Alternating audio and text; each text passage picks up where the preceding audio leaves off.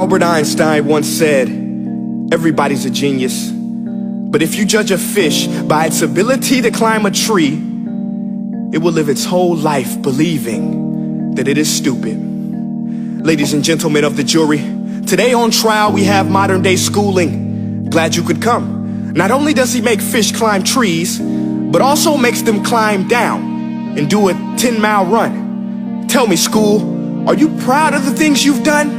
Turning millions of people into robots, do you find that fun? Do you realize how many kids relate to that fish swimming upstream in class, never finding their gifts, thinking they are stupid, believing they are useless? Well, the time has come, no more excuses. I call school to the stand and accuse him of killing creativity, individuality, and being intellectually abusive.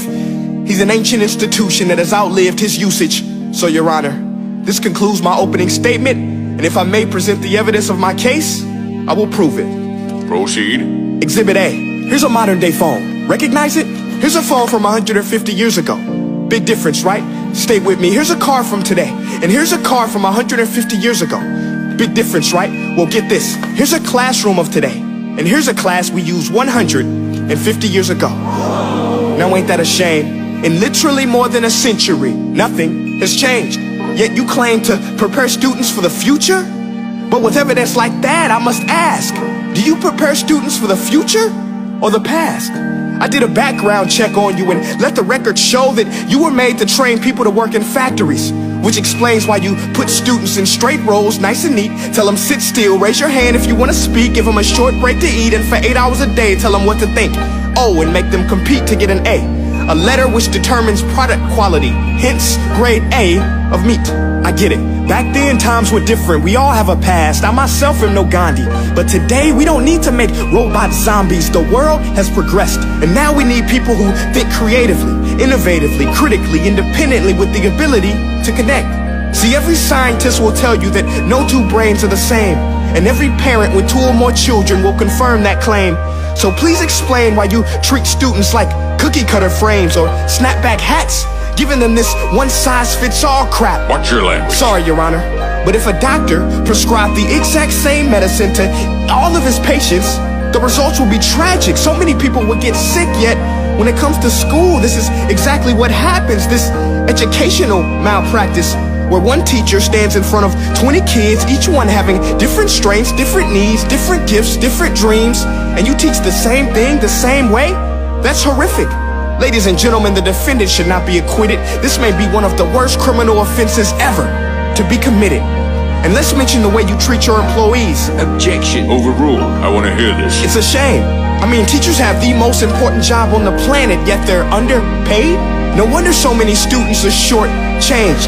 Let's be honest, teachers should earn just as much as doctors, because a doctor can do heart surgery and save the life of a kid, but a great teacher can reach the heart of that kid and allow him to truly live. See, teachers are heroes that often get blamed, but they're not the problem. They work in a system without many options or rights. Curriculums are created by policymakers, most of which have never taught a day in their life. Just obsessed with standardized tests. They think bubbling in a multiple choice question will determine success. That's outlandish. In fact, these tests are too cruel to be used and should be abandoned, but don't take my word for it. Take Frederick J. Kelly, the man who invented standardized testing, who said, and I quote, "These tests are too cruel to be used and should be abandoned." Ladies and gentlemen of the jury, if we continue down this road, the results will be lethal. I don't have much faith in school, but I do have faith in people. And if we can customize healthcare, cars, and Facebook pages, then it is our duty to do the same for education, to upgrade it, change it, do away with school spirit, because that's useless. Unless we're working to bring the spirit out of each and every student, that should be our task. No more Common Core. Instead, let's reach the core of every heart in every class. Sure, math is important, but no more than art or dance. Let's give every gift an equal chance. I know this sounds like a dream, but countries like Finland are doing impressive things. They have shorter school days, teachers make a decent wage, homework is non-existent, and they focus on collaboration instead of competition. But here's the kicker, boys and girls. Their educational system outperforms every other country in the world. Other places like Singapore are succeeding rapidly. Schools like Montessori, programs like Khan Academy. There is no single solution, but let's get moving.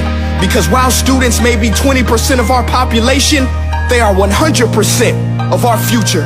So let's attend to their dreams, and there's no telling what we can achieve. This is a world in which I believe, a world where fish are no longer forced to climb trees. I rest my case.